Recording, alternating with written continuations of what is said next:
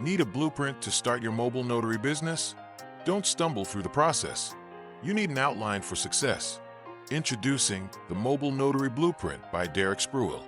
Build your thriving mobile business and protect yourself from costly mistakes with expert advice.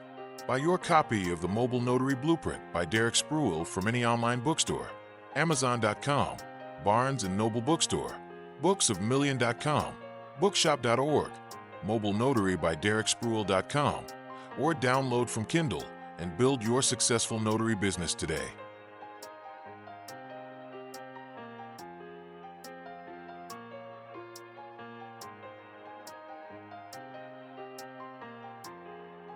Welcome to Notary Knowledge.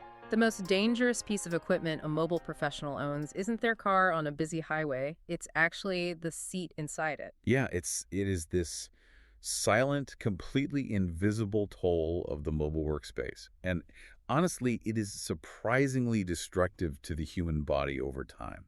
We are Marylyn and Eddie. Today, our mission is to explore how mobile workers, specifically experienced mobile agents, can build the ultimate pain-free mobile command center. Right, because the car's the office now. Exactly. And we're synthesizing a really fascinating stack of resources today. We're looking at comprehensive clinical biomechanical reports, occupational guidelines from the CDC, some chiropractic guides, and practical reviews of heavy-duty notary supplies from Notary Style. It's a rich cross-section of data, honestly, because, well, when you combine the physical act of driving with the demands of mobile office work, you're essentially merging two very different physical stressors into one single confined environment. And that combination is exactly what we need to unpack. I mean, we so often obsess over the tools of our trade, you know. We hunt for the perfect pens, the sleekest self-inking stamps, the most professional briefcases. The fun stuff, right? Right, all the fun gear, while completely neglecting the single most important piece of equipment we actually own, which is our own bodies. For sure.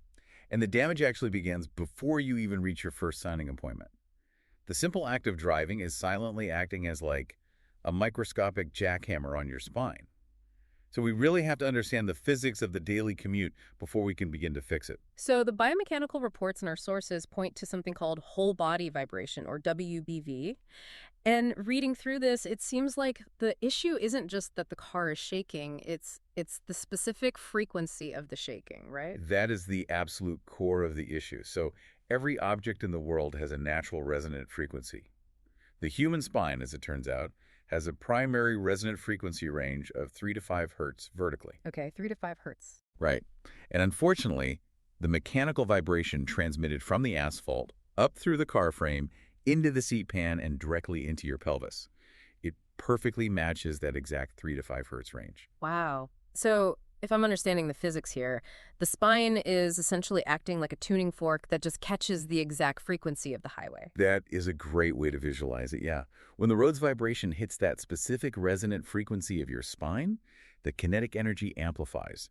You are absorbing the maximum possible amount of mechanical stress. Which sounds terrible. It is. This constant low-frequency vibration drastically increases the risk of disc displacement, lumbar scoliosis, and herniated discs over the course of a career. Knowing that this internal amplification is happening every single time I get on the freeway is, well, it's unsettling, frankly. How do we possibly mitigate this when driving is quite literally mandatory for the job? I mean, you can't be a mobile notary without the mobility. Right, you're stuck in the car.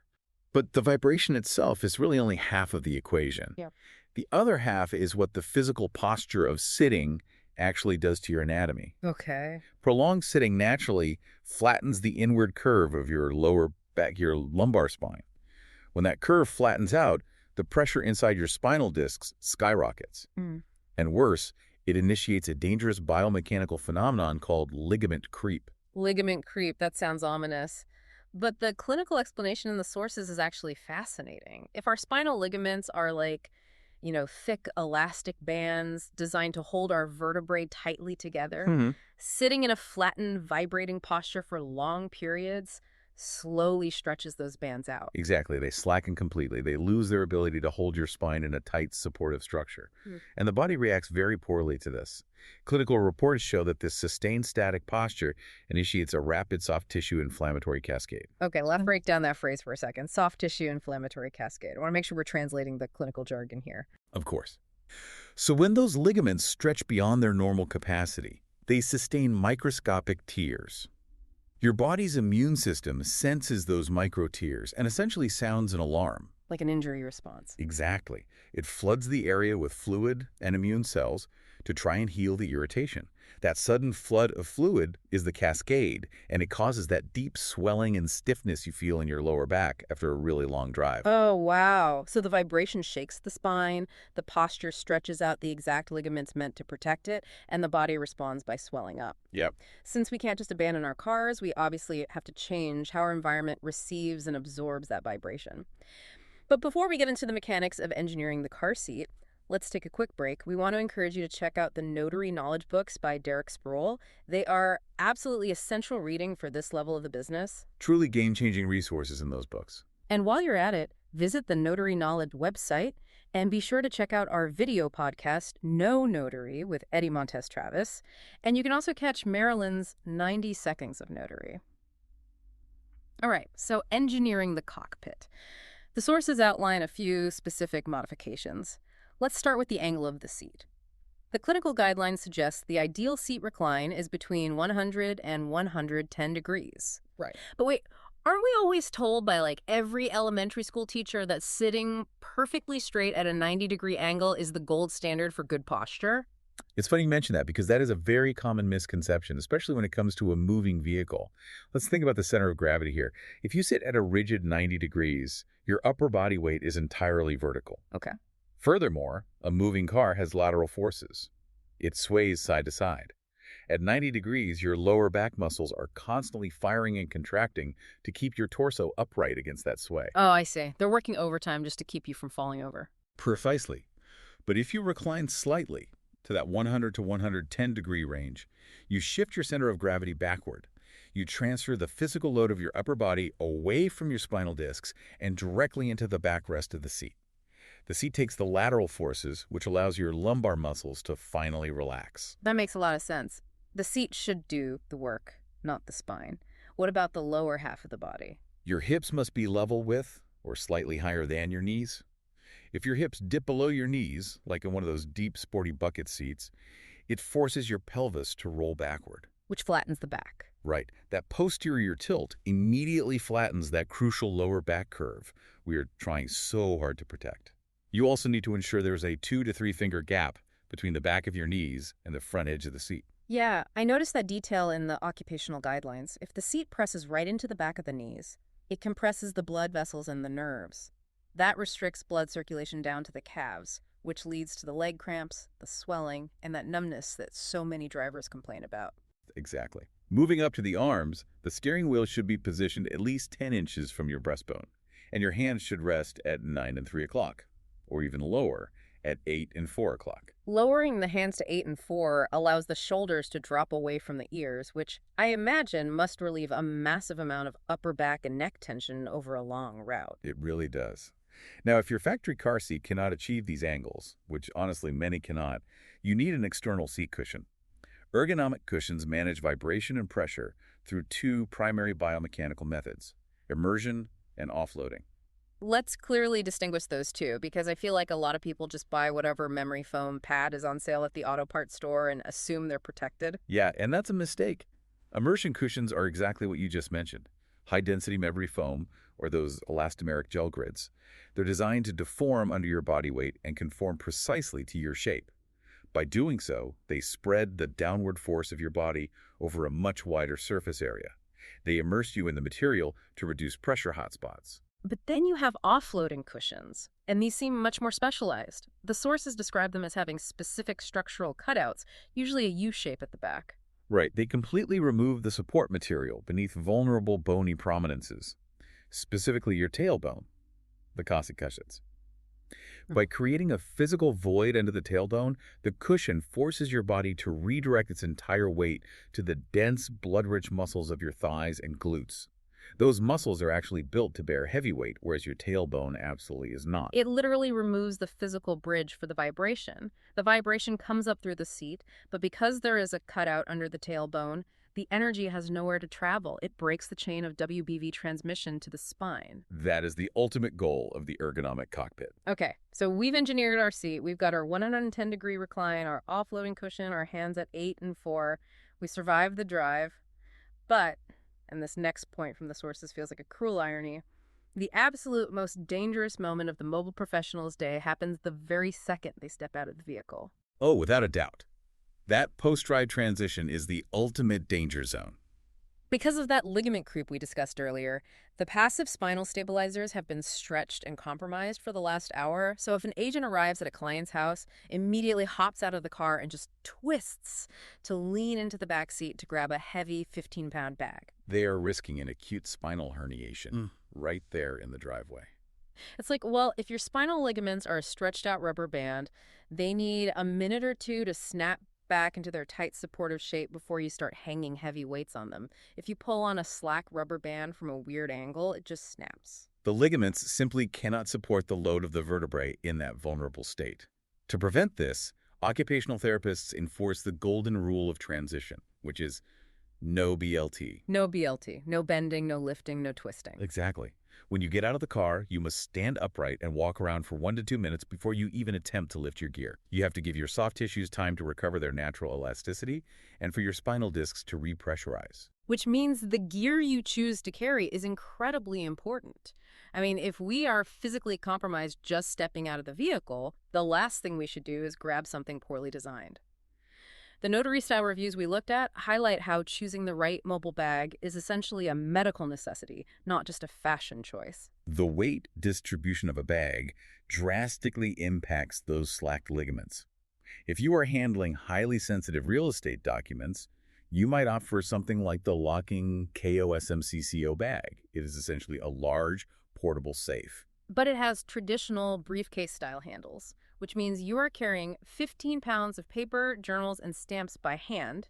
That asymmetrical weight is going to pull your posture down on one side. Right. And if you're just walking from the driveway to a living room, that might be fine.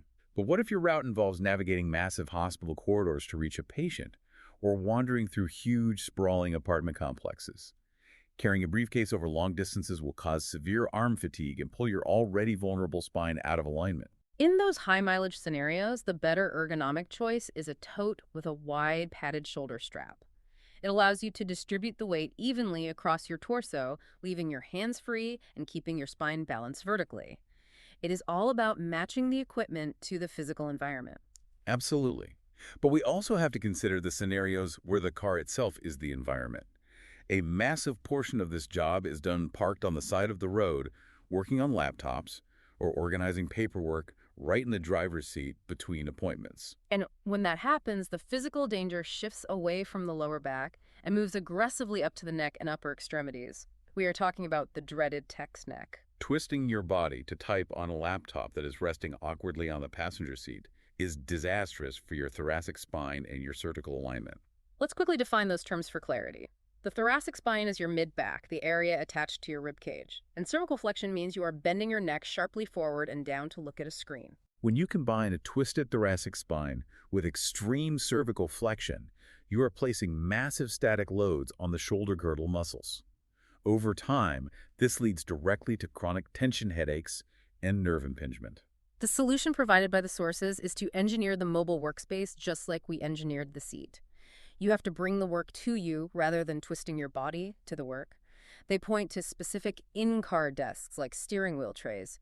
These clip directly onto the steering wheel and elevate your laptop to near eye level, which drastically reduces that cervical flexion. We do need to include a massive, non-negotiable safety warning with those steering wheel trays, though. They must only be used when the vehicle is parked, with the engine entirely off and the keys removed from the ignition.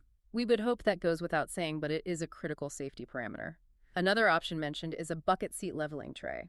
It sits on the passenger seat but has an adjustable base that levels it out, creating a flat, forward-facing desk. It stops you from having to twist to reach your files. So we have addressed the neck and the twisting.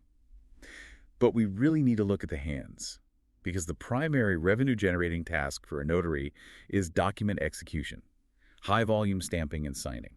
Okay, I want to push back on this a little bit, or at least admit some confusion. I understand how lifting heavy bags or vibrating car seats can cause structural damage, But is the simple act of pressing a rubber stamp onto paper really forceful enough to cause serious nerve damage? I mean, it's just a stamp. It absolutely is, and the danger lies in the repetition. Think about the physical reality of closing a mortgage refinance. You aren't just stamping once. You're sitting in a living room, processing a 200-page loan package. You're gripping a stamp, pressing it down forcefully onto thick paper, signing your name, initialing over and over. That massive repetitive strain leads directly to carpal tunnel syndrome, or CTS, and Dequervain's tendinosynovitis. Let's unpack the biomechanics of that. Dequervain's tendinosynovitis is a severe inflammation of the tendons on the thumb side of your wrist. But how exactly does stamping cause carpal tunnel? Well, the carpal tunnel in your wrist is a rigid, inelastic tube of bone and ligament. Inside that tiny tube are 9 flexor tendons, along with a fragile median nerve. When you repeatedly bend your wrist to press a heavy, traditional wooden stamp down, the friction from that repetitive movement literally depletes the natural synovial fluid in your wrists. The synovial fluid, that's basically the body's natural WD-40, right? It lubricates the tendons so they can glide smoothly. Exactly. Without that lubrication, the friction causes the tendons to become inflamed. They swell up. But remember, the carpal tunnel is rigid. It cannot expand to accommodate the swelling. So that pressure has nowhere to go, and it ends up crushing the median nerve. That is what causes the radiating numbness, the tingling, and the eventual loss of grip strength. That is a terrifying mechanical failure. So what is the ergonomic fix? We can't just stop stamping documents. The fix is upgrading the tool itself. The sources strongly recommend switching to modern self-inking stamps with wide, curved handles. These are specifically designed to allow for a 0-degree neutral wrist. A 0-degree neutral wrist, often called the thumbs-up grip. So instead of bending your wrist down like you're revving a motorcycle, you are applying downward force using the flat of your palm. Your wrist stays completely straight. By keeping the wrist in that neutral, straight alignment, you align the flexor tendons perfectly so they aren't grinding against the walls of the carpal tunnel. The notary style reviews actually note that using this grip reduces muscular effort by up to 35%. Over a 200-page loan package, that is a massive conservation of physical energy. It is the difference between a long, healthy career and needing a wrist brace or surgery after just a few years of high-volume work. All right, time for another quick break, and then we're going to dive into active recovery and our favorite segment. Let's do it. Okay, we're back. To recap our progress, we've built the perfect mobile command center. We have the 110-degree recline, the offlating tailbone cushion, the shoulder strap bag for long walks, the steering wheel tray for laptop work, and the 0-degree ergonomic stamp. Yeah. But all of this gear is defensive. It's armor to protect you from the environment. Now we need to look at the offensive strategies from our clinical guidelines. How do we actively maintain the machine, meaning our bodies? Gear alone will not save you. You have to actively reverse the structural compression with targeted movement. This brings us to active recovery. The CDC guidelines are pretty strict about this. They recommend stopping every 1 to 2 hours for a 5-minute stretch break. But let's look at the reality of the job. We are rushing between back-to-back appointments, fighting rush hour traffic, dealing with delayed clients. Who actually has time for a full physical therapy session on the side of the highway? It's a fair concern, but it's misconception that you need a full physical therapy session. The guidelines advocate for micro breaks. 5 minutes is all it takes. You can perform specific, highly effective stretches right in the driver's seat or standing next to the open car door. The sources highlight a few critical ones. Walk us through the mechanics. The most important stretch targets your piriformis muscle, which sits deep in your glutes and has a tendency to compress the sciatic nerve when you sit too long. You use a clinical method called the FAIR technique. FAIR. What does that acronym stand for, and how do we do it? It stands for flexion, adduction, and internal rotation. When you are safely parked, you perform flexion by bending your knee. You perform adduction by bringing it across your body, crossing your ankle over your opposite knee. So, right ankle resting on the left knee. Then, you keep your back straight and gently lean forward until you feel a deep stretch in your glute that creates the internal rotation.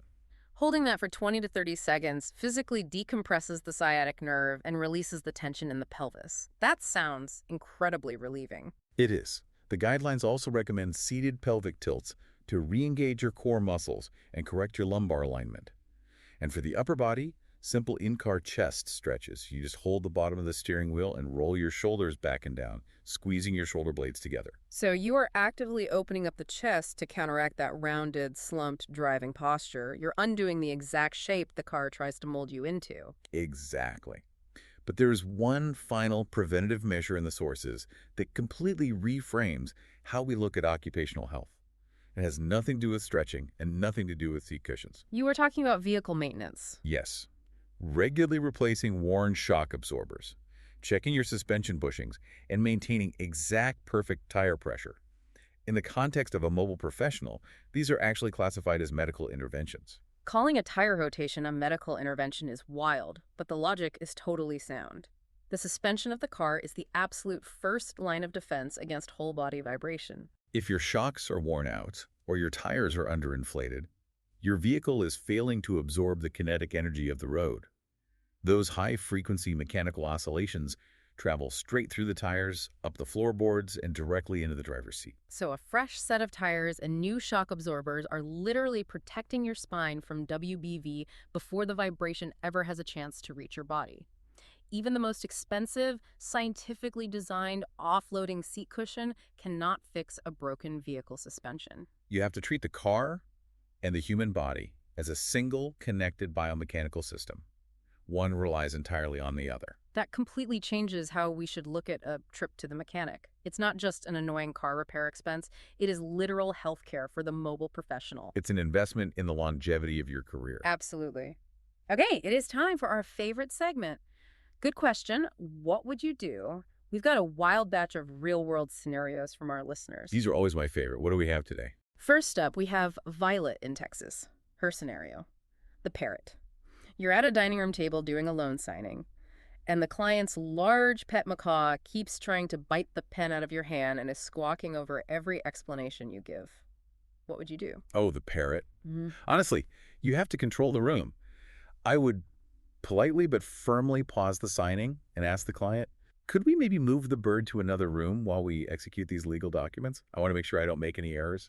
You can't fight a bird for a pen. You definitely cannot fight a bird. Okay, next is Eli in Maine with the snow. You pull up to a rural property for a signing, but their half-mile driveway hasn't been plowed. It's totally impassable. You're parked on the shoulder of the highway. What's the move? That's tough, especially in Maine. I would call the client immediately, tell them you physically cannot access the property safely, offer to meet them at a nearby coffee shop if they have a four-wheel drive vehicle and can make it out, or you just have to reschedule. No signing fee is worth getting your car stuck in a ditch. Agreed. Safety first. All right, Aurora in Washington brings us the coffee. You're at a coffee shop signing, and a clumsy barista bumps the table, spilling a full latte all over the freshly signed deed of trust. Oh, no. Yeah, nightmare scenario. What do you do? First, do not panic. Do not try to wipe it and smear the ink. You have to reprint. If I don't have a portable printer in my mobile command center, I'm calling the title company immediately, explaining the situation and finding the nearest print shop. You cannot submit a coffee-stained deed. It will get rejected. Yep, it's a total redo. Okay, Julian in Alabama. Scenario. Naked, you knock on the door for a scheduled appointment, and the client answers the door wearing absolutely nothing. Wow. Immediate retreat. I would turn around, walk straight back to my car, lock the doors, and call the hiring agency to report an unsafe environment. You do not proceed, period. Absolutely. Zero tolerance for that. Finally, Sadie in Oklahoma with the bull. You are driving onto a sprawling ranch property, and there is a literal massive bull standing directly in front of the cattle gate you need to open. A bull. Well, like we said earlier, your car is your safe zone. Stay in the car, honk the horn a few times to see if it moves. If it doesn't, you call the ranch owner and say, hey, I'm at the gate, but your security guard is blocking the entrance. Come get your bull. You do not get out of the vehicle. I love that, the security guard. Well, those were amazing. Thank you to everyone who submitted. So to bring it all back, what does this analysis mean for you, the listener? It means that investing in your bodily health is just as critical to your bottom line as investing in your business marketing, your professional education, or your software subscriptions. Proper seat ergonomics, choosing a bag based on weight distribution, upgrading to 0-degree stamps, and prioritizing active stretching are the keys to a long, profitable career on the road. You are the engine of your business. If the engine breaks down, the entire operation grinds to a halt. You have to protect the primary asset. And in a mobile business, the primary asset is you. And as remote work continues to evolve, and more professionals trade traditional office desks for mobile command centers in their vehicles, it leaves you with a lingering thought. If the car is officially becoming the workplace, will future vehicles legally need to be designed to meet occupational health and safety standards, just like a corporate cubicle? Will OSHA one day regulate the ergonomics of the driver's seat? That is a fascinating question about the future of work in vehicle manufacturing. It really makes you wonder. Something to mull over during your next commute. Email your questions to Derek@DerekSpruill.com. We will try to answer as soon as possible at the end of our shows. Executive producer Derek Spruill. Lead writer Marylyn Lee Trotter. Graphics Eddie Montes Travis. Music Thomas Bynum.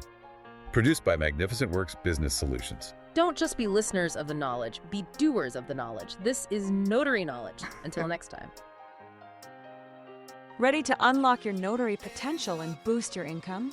It's time to move beyond basic notarizations. In Notary, Niche Navigator by Derek Spruill, learn the most profitable specialized services. Learn to master high-demand areas like loan signings, international apostilles, and I-9 employment verifications. This essential guide offers new ideas to help you become the go-to expert in your field. Grab your copy of Notary, Niche Navigator by Derek Spruill today and start building your empire.